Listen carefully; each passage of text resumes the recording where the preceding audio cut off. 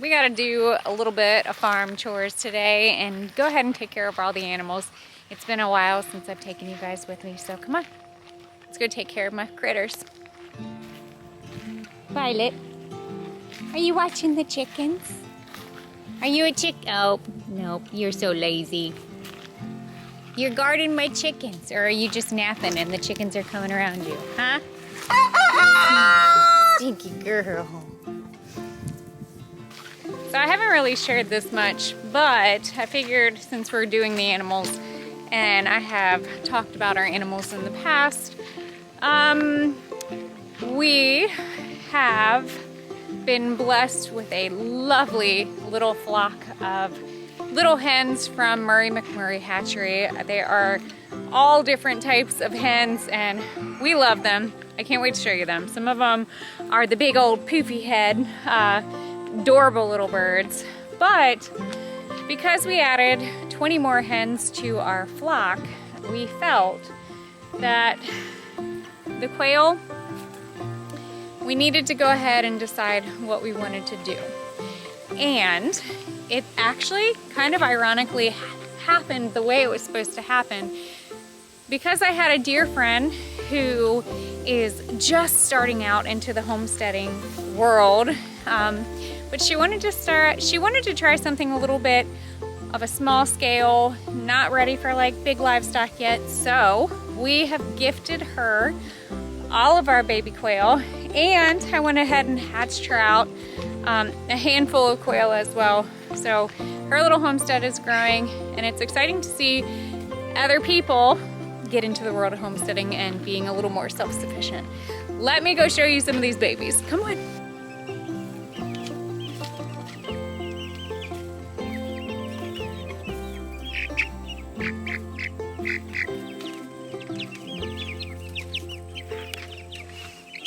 Look at this little sweet girl. She is a Polish, I want to say, I'm not 100% sure what she is. I know she's a Polish. But look at that little floof she's got going on. So we are definitely in love with this breed. They're just so much fun to have on your farm. And they're not only that, but they're extremely sweet. She's such a sweet little girl. I'm gonna have to put her feathers up in a ponytail. Do you got the walkie-talkie working? What? Start getting done. Are you talking to Daddy? Yeah. All right. Hey, Dad, say hi to the honeysteaders. Just sweet. Just sweet. She's probably not gonna dog, but just sweet. You finish your chores? Finish your chores.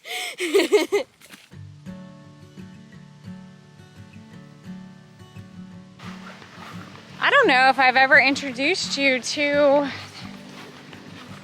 our new animal. I don't think I have. I think my viewers on Instagram have seen it, but I don't know if my YouTube people have seen it, and I'm gonna apologize. But let's go ahead and introduce one of our newest additions to our homestead. She's definitely very much loved, so let's go. Let's introduce you to Miss Reba. Hi, beautiful girl. Hi, beautiful girl. Hi, Miss Reba. This beautiful Longhorn, her name is Miss Reba. Look at her coloring. My goodness. She thinks I have an apple, so that's why she's like, excuse me, could you came out here to say hi, but you didn't bring me anything? I'll get you, girl. I'll get you. Let's get you some. Get you a little bit. Get you a little bit. But Miss Reba is a couple years old, and we added her onto the farm. And Mr. Bully, handsome, he has become quite smitten with Reba recently, so we are writing some dates down because if everything goes well, we might have a baby, Reba. baby Reba soon, which I'm excited to see because her coloring is just really stunning. She's got black, brown, white, all types of dapples on her. And then of course our bully bull, which he looks like a big old panda. He's a big field panda, but he is definitely quite smitten with her. So I'm excited, definitely excited. This time of year, because it's been so dry, we got quite a bit of brewer's grain. Brewer's grain that we get is non-GMO, completely good quality brewer's grain. Our cows love it, and so do our pigs. And the goats surprisingly will eat it every once in a while, but I have shared in the past, if you guys are looking for a good resource, excuse you, would you like my attention too? But if you guys are looking for a good resource for grain or feed, definitely check out any of your local breweries. You'd be surprised. She's so loud. This is waste to them that essentially helps grow our livestock.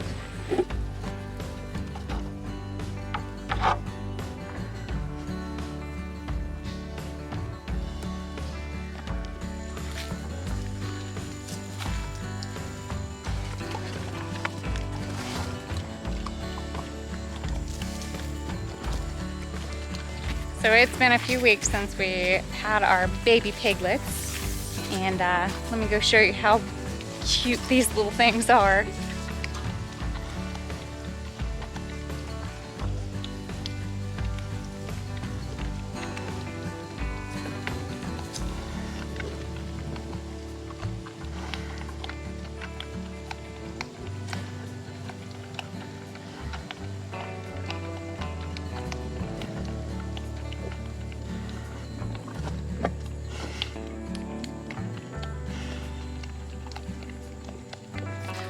I don't think that there's anything better on the farm than a bunch of little piglets taking a nap in the sun.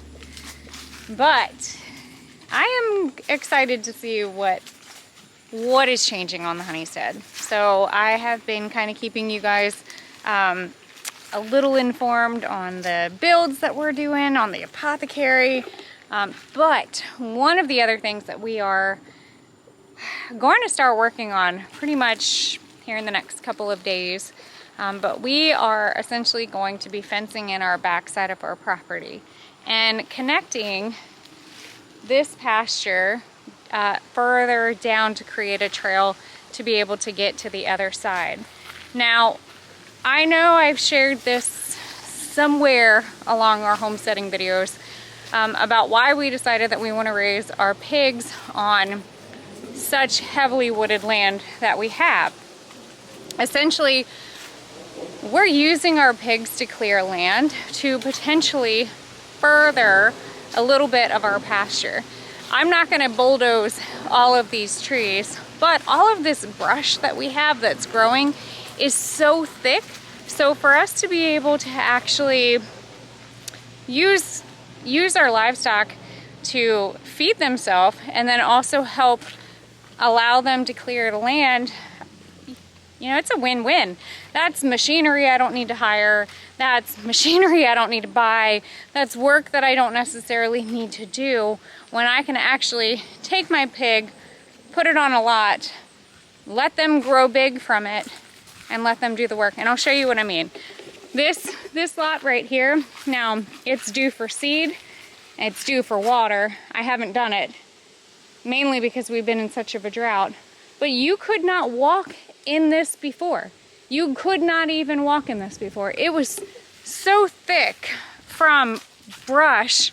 Now it's walkable, and now it can be added on to our pasture. So we're in the process of opening up one of these pens that we can actually use as a run, as a chute, to be able to move all of our cows all the way down and across to our other side of the pasture.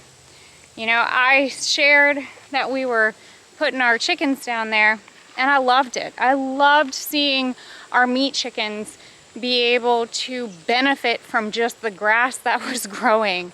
Now I'm ready for my cows. I'm ready for our cows to have more land. We are gonna have baby cows, you know, so this is just more land for our animals. And that's what we want.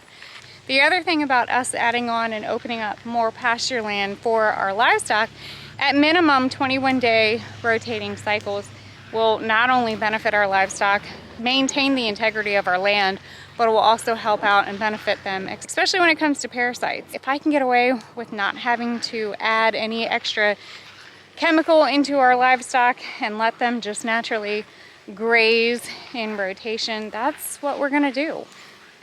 Essentially, if it's better for the animal, it's better for us.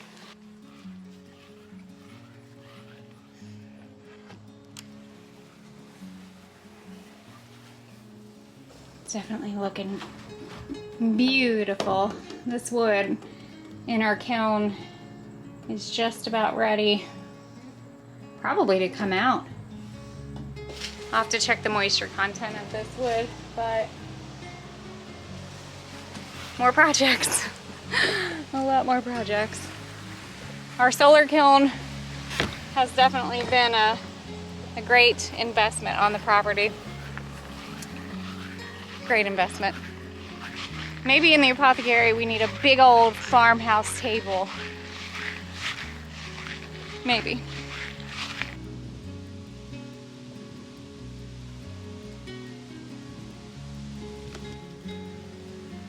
Violet, she loves you.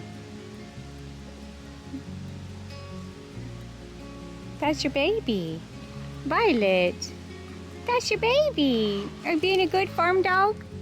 Huh? You being a good farm dog. Thanks for coming on a walk with me and being a part of our taking care of the animals.